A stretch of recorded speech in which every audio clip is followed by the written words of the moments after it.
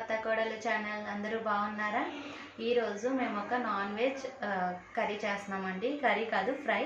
అదేంటంటే కీమా ఫ్రై. అది ఎలా చేయాలో ప్రొసీజర్ చూపిస్తాను, రండి.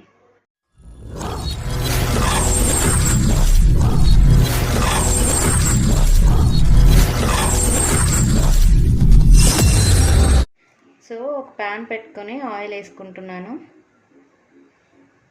సో నాన్ వెజ్ కాబట్టి కొంచెం ఆయిల్ ఎక్కువ వేస్తున్నాను. చూసారు కదండి, ఇది పప్పు నూనె వాడుతున్నాము. సో ఇది హెల్త్కి చాలా మంచిది. మీరు కూడా ఎవరన్నా గానుగులు దగ్గరగా ఉంటే తెచ్చి యూస్ చేసుకోవచ్చు.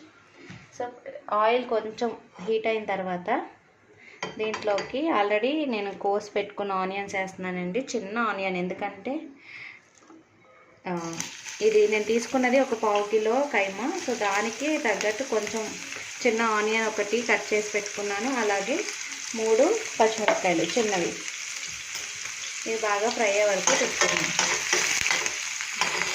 చూడండి, నేను కరివేపాకు వేస్తున్నాను. కరివేపాకు ఎందుకు వేస్తున్నాను అంటే, యాక్చువల్గా చాలామంది నాన్ వెజ్ కర్రీస్లో వేసుకోరు. ఎవరికైనా కరివేపాకు టేస్ట్ బాగా ఇష్టం అనుకుంటే వాళ్ళు వేసుకోవచ్చు. కరివేపాకు హెల్త్కే కాదండి, హెయిర్కి కూడా చాలా మంచిది. డైరెక్ట్గా అప్లై చేయొచ్చు, లేదంటే మనం ఇలా కర్రీస్ అన్నిట్లో కూడా కరివేపాకు వేసుకుంటే హెయిర్ అనేది చాలా హెల్తీగా పెరుగుతుంది. అలాగే పొడవుగా కూడా పెరుగుతుంది. హెయిర్ ఫాల్ అనేది కూడా ఉండకుండా ఉంటుంది. సో అందుకే ప్రతి ఒక్క కర్రీలో కూడా నేను కరివేపాకు అనేది యూజ్ చేస్తాను. పప్పు నూనె యూజ్ చేయడం వల్ల చూసారా, నూనె ఎంత బాగా బాయిల్ అవుతూ బుడగలుగా వచ్చిందో. చాలా స్మెల్ కూడా చాలా బాగా వస్తుందండి. టేస్ట్ కూడా చాలా బాగుంటుంది. సో ఇలా ఆనియన్స్ కరివేపాకు కూడా ఫ్రై అయిన తర్వాత నేను కొంచెం అల్లం వెల్లుల్లి పేస్ట్ వేస్తున్నాను. సో ఇది కొంచెం దీంట్లో బాగా ఫ్రై అయ్యే వరకు ఉంచుకోవాలి. ఫ్రై చేసుకుందాము, కొంచెం కలుపుకుంటూ. మొత్తం ఆనియన్స్ వాటికి కూడా పడుతుంది. ఇది కొంచెం బాగా ఫ్రై అయితేనే టేస్ట్ అనేది బాగుంటుంది. అలాగే అందరూ కీమా ఫ్రై చాలామంది చూపిస్తారు. సో అందరికీ ఒక్కొక్క టేస్ట్ వస్తుంది. అందరికీ సేమ్ టేస్ట్ రాదు, ఎందుకంటే వాళ్ళకి సీక్రెట్ ఇంగ్రీడియంట్స్ అనేవి ఉంటాయి ఖచ్చితంగా. సో నేను ఏం యూస్ చేస్తానంటే ఈ కీమా ఫ్రై చేసినప్పుడు చూపిస్తాను. సీక్రెట్ ఇంగ్రీడియంట్ అన్నాను కదండి, ఇవే వెల్లుల్లిపాయలు, గార్లిక్ అనమాట. ఈ కీమా ఫ్రైలోకి మన అల్లం వెల్లుల్లి పేస్ట్ వేసుకున్న తర్వాత ఇవి కూడా కొన్ని వేసుకుంటే టేస్ట్ అనేది చాలా బాగా వస్తుంది. మీరు కూడా ట్రై చేయండి. ట్రై చేసి టేస్ట్ ఎలా వచ్చిందో చెప్పండి. సో ఇలా మొత్తం గార్లిక్ అవన్నీ వేసుకున్న తర్వాత కడిగి పెట్టుకున్న కైమాని వేస్తున్నాను.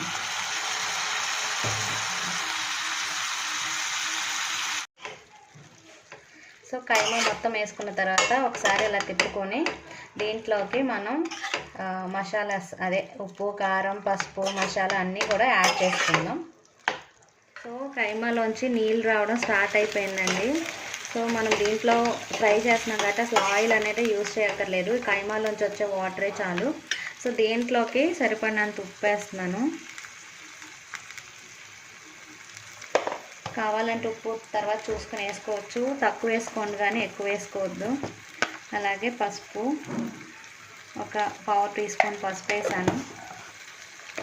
కారం ఎక్కువ తినేవాళ్ళు ఎక్కువ వేసుకోవచ్చు, తక్కువ తినేవాళ్ళు తక్కువ వేసుకోవచ్చు.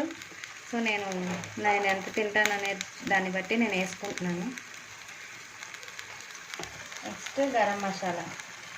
సో ఇది ఇంట్లో చేసి పెట్టుకున్నదండి. యాలకులు, దాల్చిన చెక్క, ఇంకా మిగిలినవి వేస్తాం కదా, గసగసాలు, జీలకర్ర, ధనియాలు అన్నీ వేసి పెట్టుకున్నాము. ఇంట్లో చేసుకున్న మసాలాలు కనుక మనం యూజ్ చేస్తే ఆ టేస్ట్ వేరుగా ఉంటుందండి. సో మ్యాక్సిమం అందరు ఇంట్లోనే చేసుకుంటారు. ఎవరైనా బయట తెచ్చుకుంటే కనుక ఇలా ఇంట్లో చేసుకుని వాడుకోండి. సారీ అండి, ఇందాక ఫ్లోలో ఆయిల్ వేసుకోక్కర్లేదన్నాను. ఆయిల్ కాదు, వాటర్. చూసారు కదా, అన్నీ మసాలాలన్నీ వేసిన తర్వాత కైమాలోంచి వచ్చిన వాటరే దీనికి సరిపోతుంది.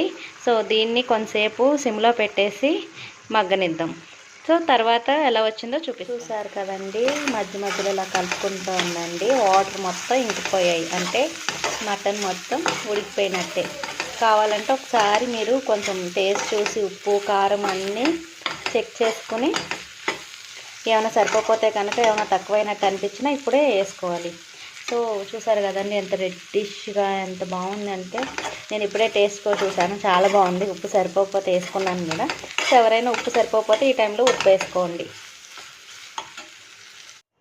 చూసారు కదండి చక్కగా ఫ్రై అయిపోయింది. ఇలా ఫ్రై అయిన తర్వాత నేను స్టవ్ ఆఫ్ చేస్తాను. సో ఇలా బాగా ఉడికించుకొని ఫ్రై చేసుకుని తింటే చాలా అంటే చాలా బాగుంటుంది, చాలా టేస్టీగా ఉంటుంది. మీరు కూడా ట్రై చేసి ఎలా వచ్చిందో చెప్పండి. Thank you for watching.